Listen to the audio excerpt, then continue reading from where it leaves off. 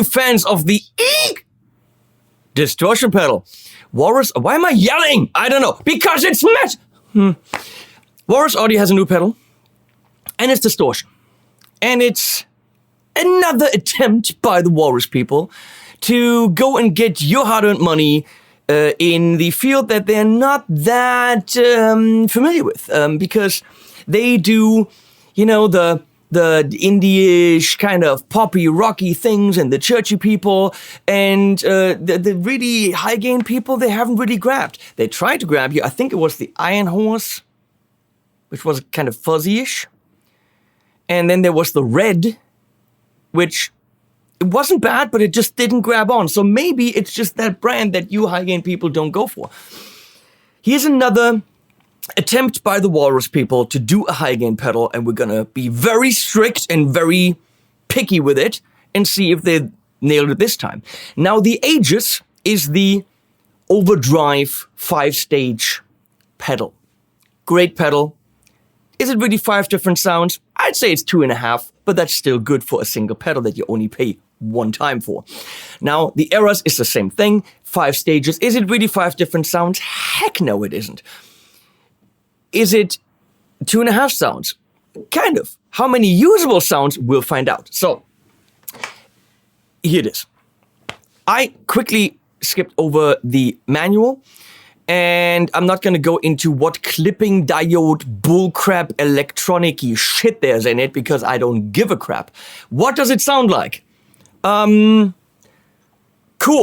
Similarly cool. Can't really tell the difference. Mids drop out differently. So, that's what that is. I don't care about what kind of clipping and stuff. I need to respond to the sound. Going in the opening it up and saying, it's got the CP3... Come on, people. Ouch. Blister. So, 5 stages. So it already offers more in one box. But is it really, or is it really kind of more like how the mids respond? Now, of course, if inside there's a whole bunch of different components, that's all nice and good. But the question is, what's the use to you? And to me, this thing controls the mids in a certain way. It might be that the sustain and the dynamics change, but realistically, I see this as a mid thing achieved by switching components around, I think. There's bass, and you can see it's way down. This thing is massive. Too massive, you might ask? Maybe. Treble, bass, and between them, what's the usually between treble and bass? Oh, the mids! You get it. There's gain. Volume is quite far down because, as I said, it's a massive pedal. Why does the bull have 3 horns? Because apparently Eras is 4 horns. No, there's another one there. Why are we talking about this, you ask? I don't know. And then there's blend. Right now, all the gain is in there. And you can dial it back to have all the clean. So yeah, you can actually have semi-clean, drivey sounds, which are kind of cool. Why is this interesting for guitar? I don't think it is, unless you're going into an already driving amp and you just want to add a little bit of different distortion to it.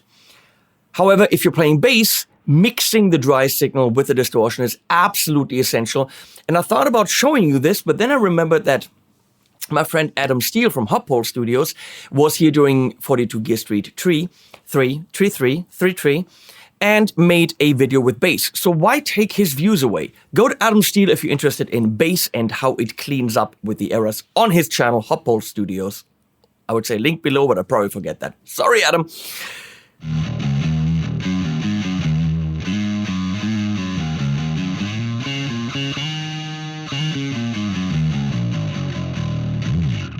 So, we're gonna go take a Les Paul type guitar that's got some balls into it.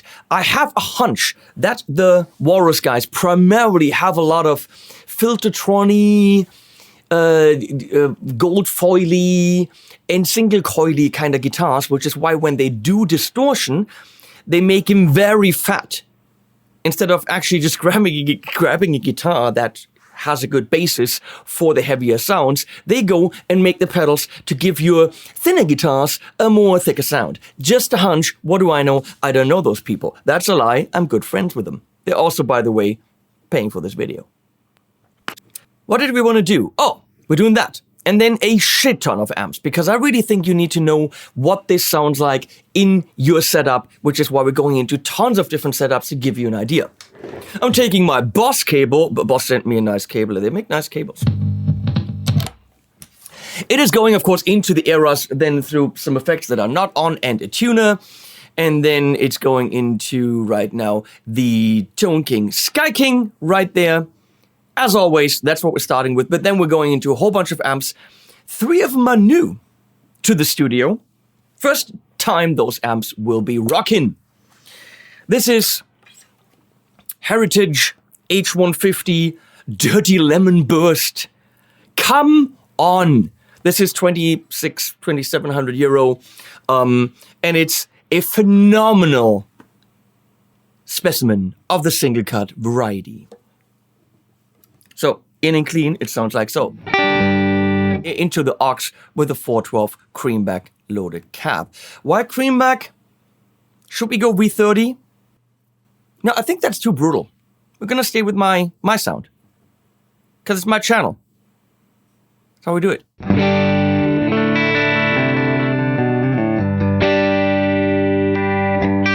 I think we should probably stick in the back. I mean, if we start switching pickups around, this video is 7 hours long.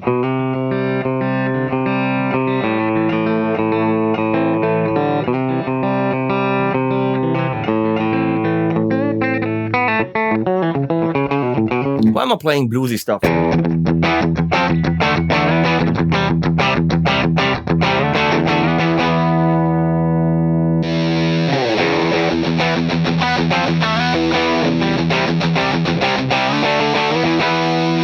Why am I hearing that much clean?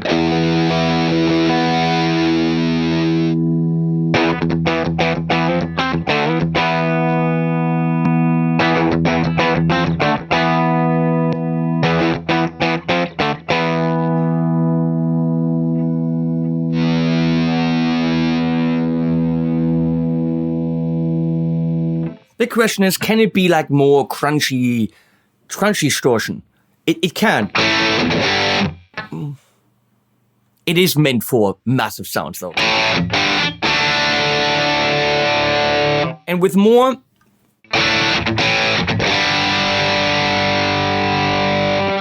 drive comes more responsibility and also more bass on this pedal. This is why you're constantly reaching for the bass knob.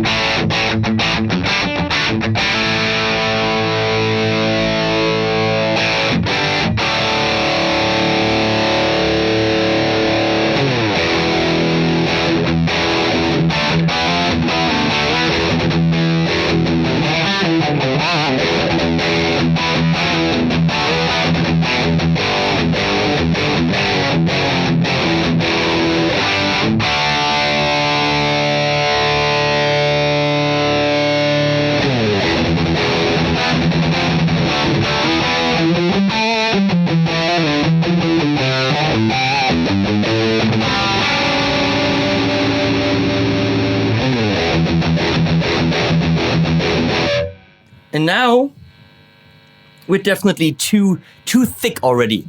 You don't need that much gain.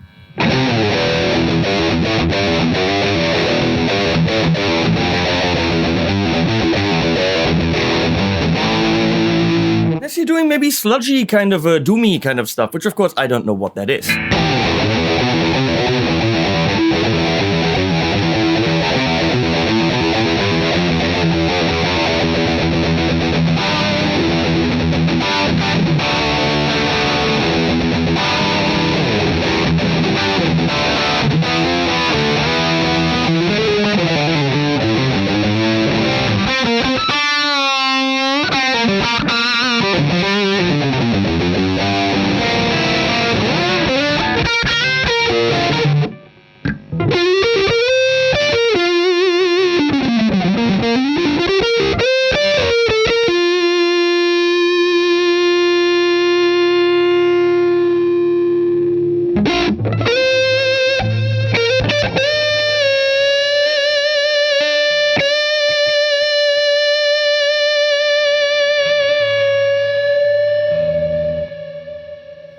of sustain there. Some is the guitar, some is the pedal, together sustain.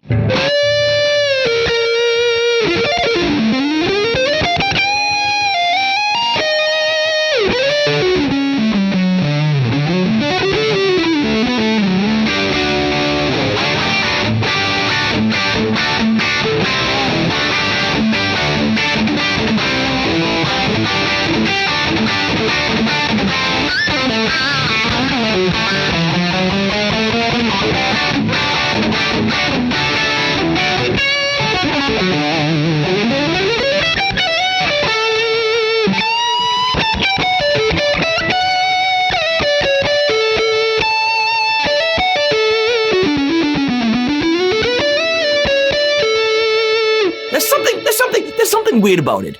And that is, I always feel it's too thick, it's too muddy, it's too chunky, there's too much of it. Yet, at the same time, I feel, listen to the clarity. Which makes no sense. If I think it's muddy, how can at the same time how can I at the time I same feel that it's also very clear? It makes no sense, but I'm just expressing what I'm in my head feeling. There's this thick, saturation-y chunkitude, but at the same time, all the strings are there and I can do all this, and then you solo and the attack is there, and it's very clear and articulate while being too chunky. I don't know. But when I was in the track at the beginning, I was playing these chords.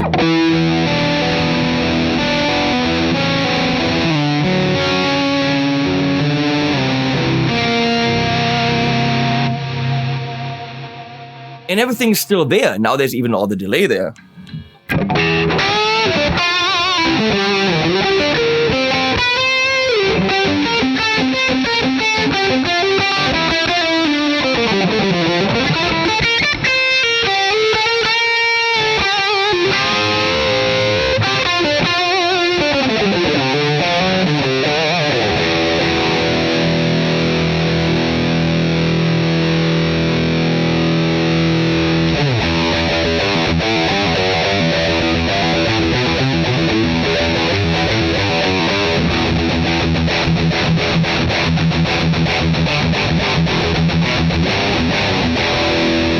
That's too much, but then again, it depends on what you want. This is not enough.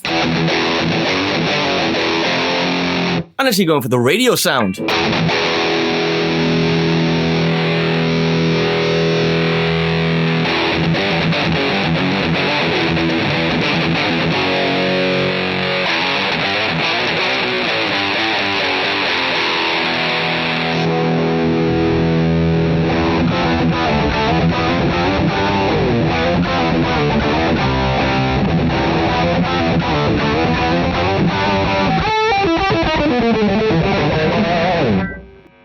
For me, that's the sweet spot. We have to notice that mode 1 is described as very tight. Tight like a tiger. So...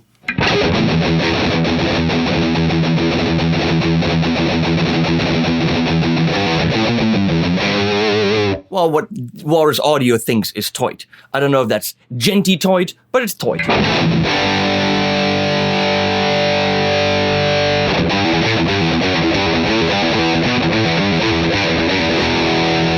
The track in the beginning, I really liked playing. I liked the responsiveness.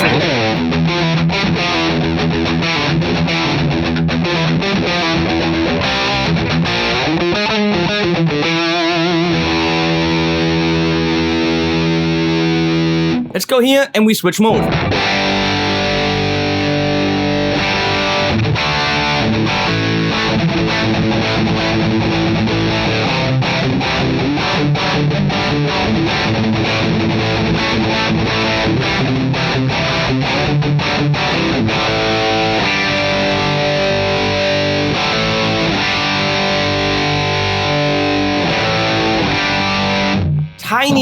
Tiny bit duller. That's all I would describe it as. Other than that, let's see sustain.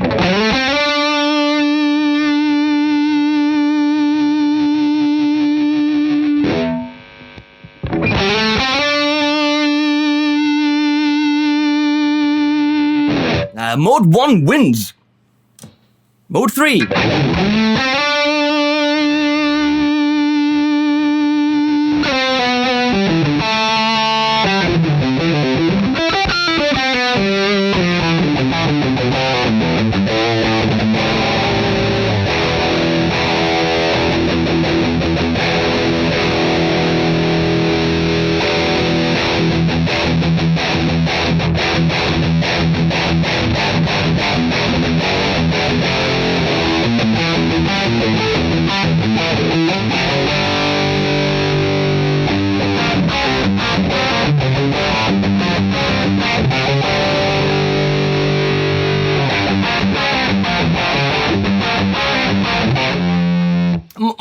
Come on. Mode 1 has more of that upper precision. Realistically, Walrus people, make it $5 cheaper and skip mode 2 and 3, because why in the world are they in there?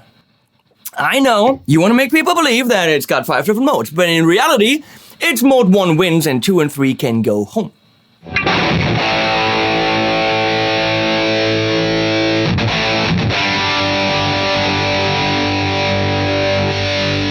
Now mode 4 changes everything, because the mids are scooped.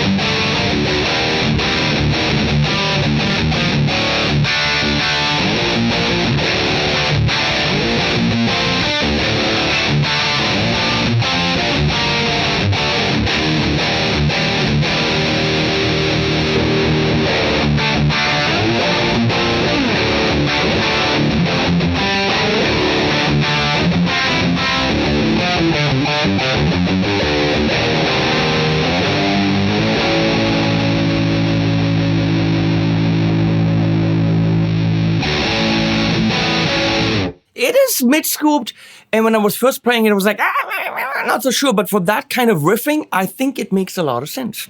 Let's see, we take the gain down a bit.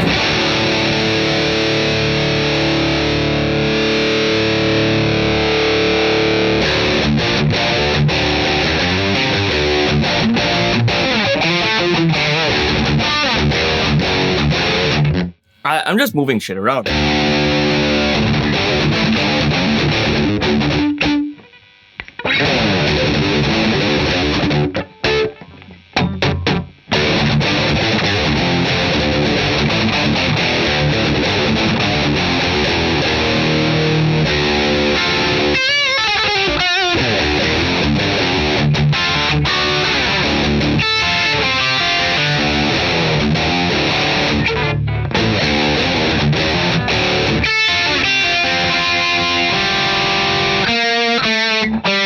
That's what I want.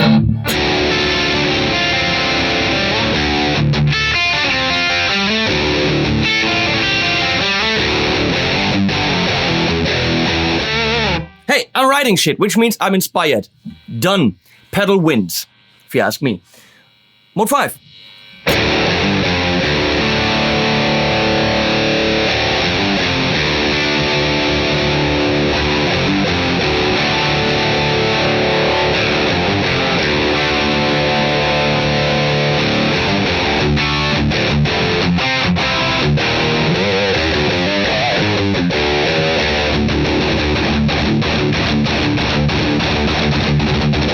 Okay. Mode 5, also mid-scooped, but slightly different. Find what works with your amp. Moving 2 amps, we're gonna find what works with the amps. We're gonna start with the RedSeven. The RedSeven, what, you ask? It's the RedSeven Duality 100, which by itself, realistically, doesn't need a gain thing. Should we be mean? Should we compare the errors in the clean channel versus what the amp itself has to offer? You know what? I'm not getting paid to lie to you. Let's find out. So, clean channel of the RedSeven.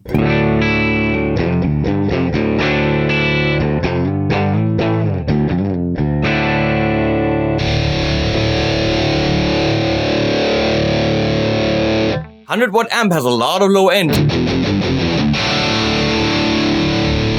You can hear that, that's too much.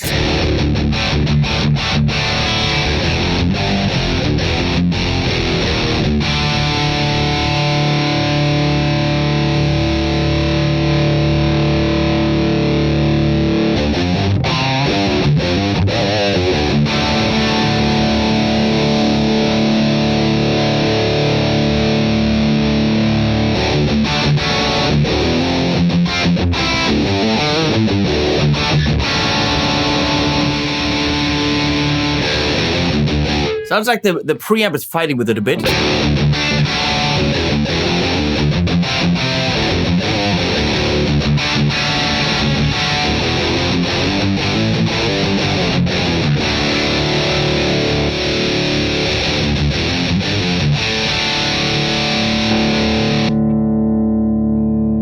So I'm in the vintage channel now of the RedSeven. Let's see if we can push that a little bit more with the errors using the blend.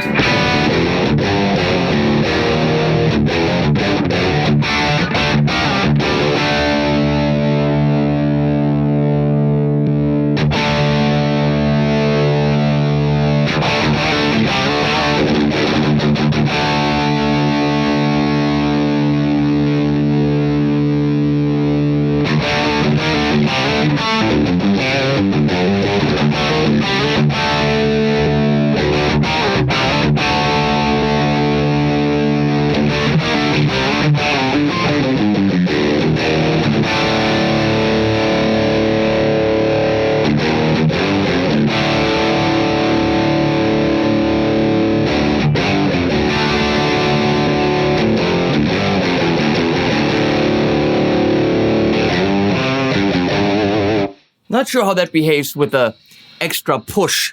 So let's move on. The Soldano SLO100. Now, it's kind of sacrilege to take the Soldano, which is a 4,000 euro amp, and even try to put a distortion in front of it. Yet, we're doing it. Here's the Soldano.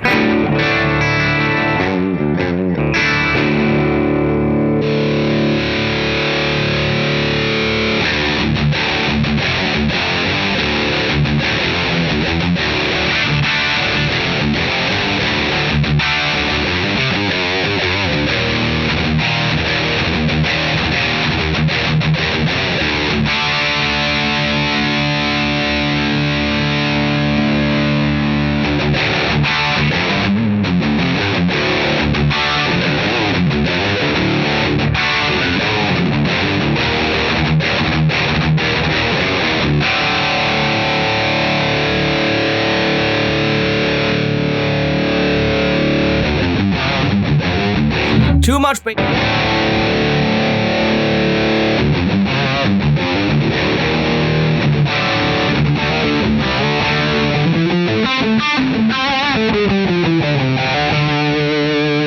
Shall we go to the SLO drive channel?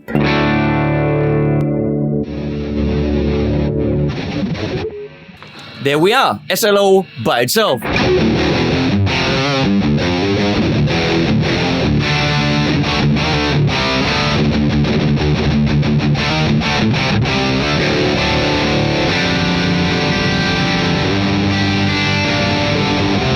Another new amp is the Artesound Vibrosound II. Very much, it's a beautiful wooden thing there under John Brown's Mayonnaise guitar. Very much not an amp that you would ever use for heavy stuff. I'm going into the FET input, which gives it kind of a dumbly vibe. So here we go.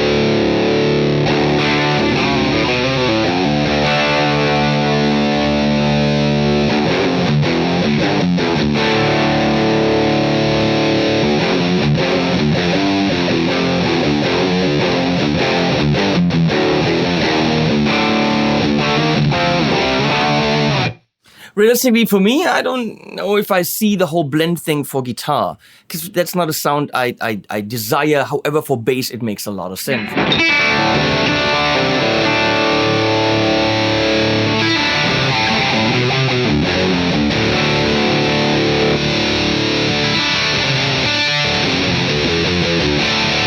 A little bit too much mid-scoop with that amp, but of course we move on into, again, something that you might not want to use, a JTM style, very classic amp, and that is the Morgan MVP66, which sounds so-ish.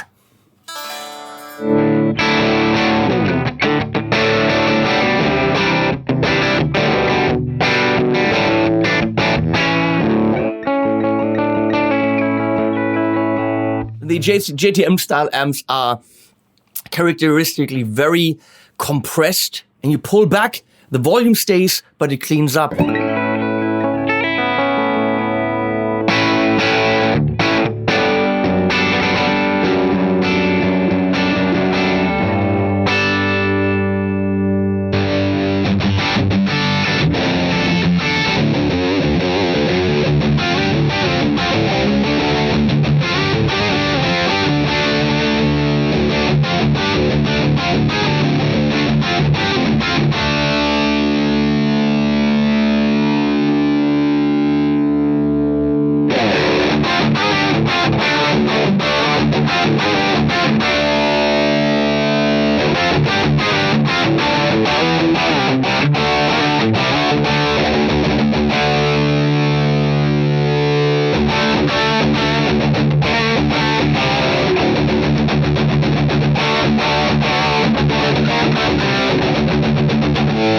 Very nice. Of course, we're going to move into a Mini Plexi, which is a Plexi, but it's a Mini in 20 watt.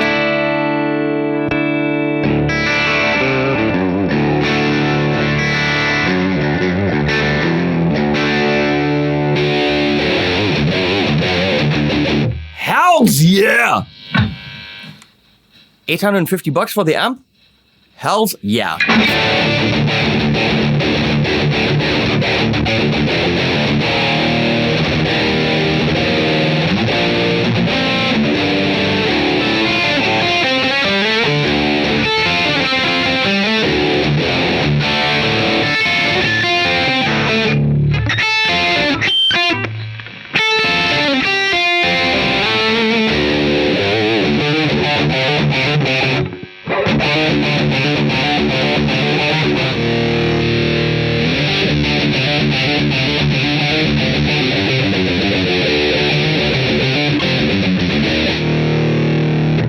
Morgan AC20, which is a Vox. Would you want to play metal with a Vox? I don't know. Let's find out.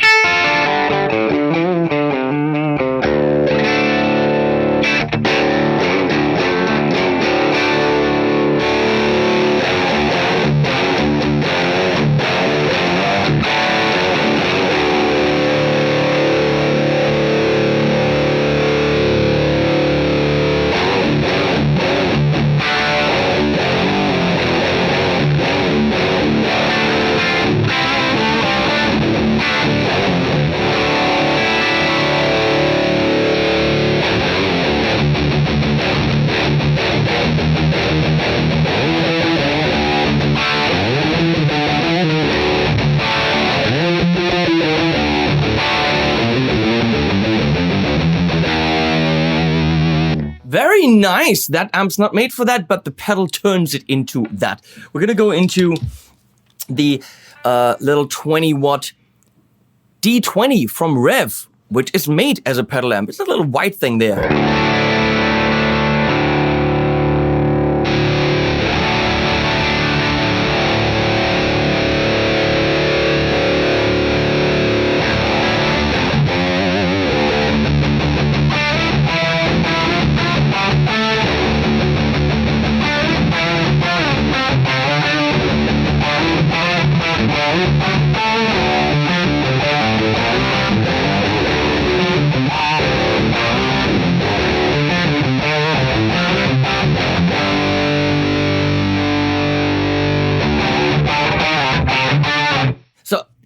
The pedal is very, very interdependent when it comes to the knobs. You turn the gain back, all of a sudden the mids come through differently, which means you have to maybe change the mode or the bass or the treble. Everything changes everything. So you'll have to kind of go with the flow. You want less gain? That's fine, but you have to then go and tweak bass and treble, maybe even the mode.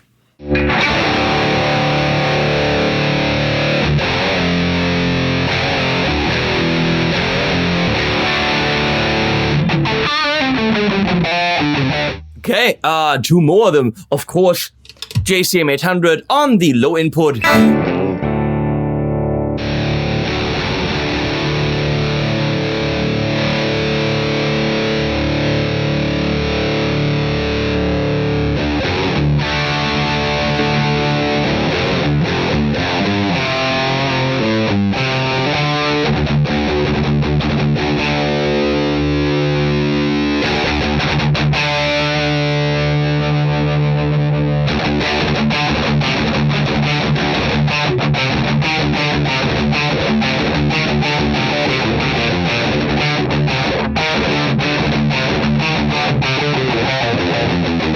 You want to know how that works when I go into the high input and they use a blend, and that's what we'll do.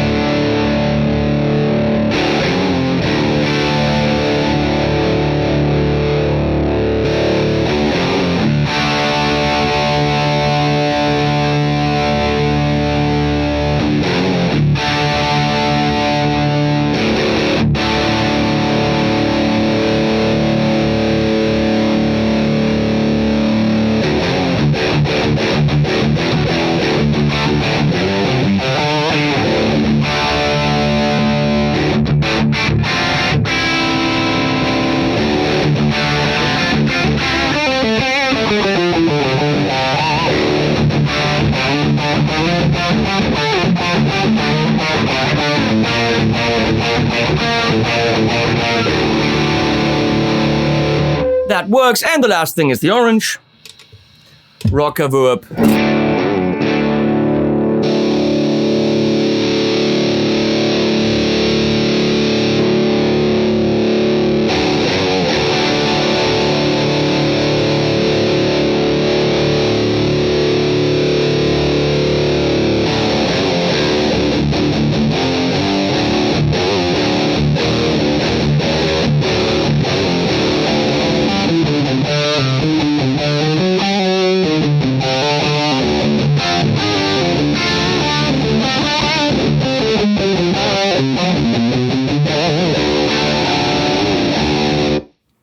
I literally can't do more than I've just done, other than I could go through tons of guitars and buy more amps.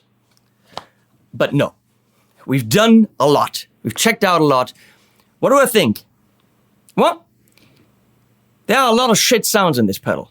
Like a lot of shit sounds.